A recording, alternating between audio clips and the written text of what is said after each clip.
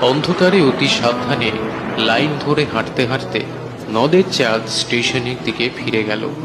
নদীর বিদ্রোহের কারণ সে বুঝতে পেরেছে। ব্রিজটা ভেঙে ভাসিয়ে নিয়ে দুপাশে মানুষের হাতে গড়া বাঁধ চুরমার করে সে স্বাভাবিক গতিতে বয়ে চলার পথ করে নিতে চাইছে। কিন্তু পারবে কি? পারলেও মানুষ কি তাকে রেহাই দেবে?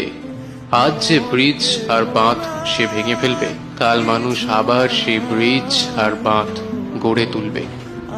তারপরে এই গভীর প্রশস্ত জলপূর্ণ নদীর তার দেশের সেই ক্ষীণস্রোতা নদীতে পরিণত হতে না জানি আর কতদিন সময় লাগবে।